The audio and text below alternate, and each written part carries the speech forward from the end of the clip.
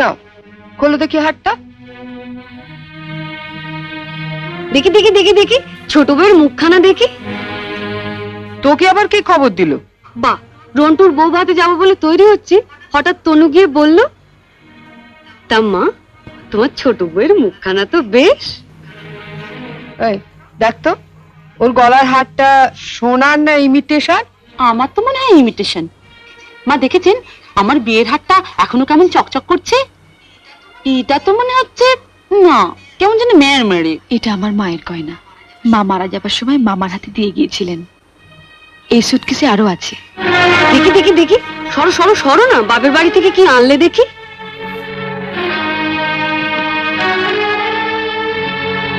ইহ, এ কি শাড়ি গো, ই মেয়ে, এ নিশ্চয়ই কোনো ভিখারি বাড়ির মেয়েকে বিয়ে করেছে তনু। আমাদের বাড়ি ঝিরাও এর কাপড় পরে না। ছি, ছি।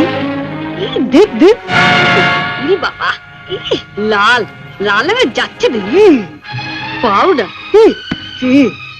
মা মা, আমি ঠিক বলছি মা, এ নিশ্চয়ই কোনো বস্তি বাড়ি মেয়ে, নইলে বিয়েতে কেউ এরকম শাড়ি দেয়? ই দেখ দেখ,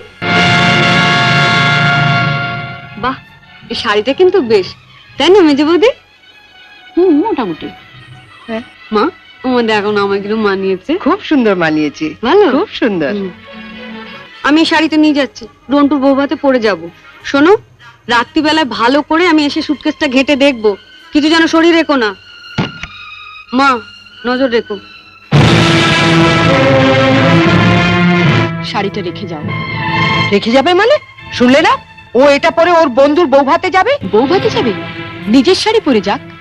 বড়লোক বাড়ি বউ ভিকিরি মেয়ের শাড়ি ধরে টানাটানি করছে কেন? ও মা, মেয়ের কি চোপা গো, আসতে না আসতে। আমি বলছি শাড়িটা ছাড়ো। না, আপনার মেয়ে না বলছিল আমার মামা যেসব শাড়ি দিয়েছে তা নাকি ওদের বাড়ি ঝিও পড়ে না।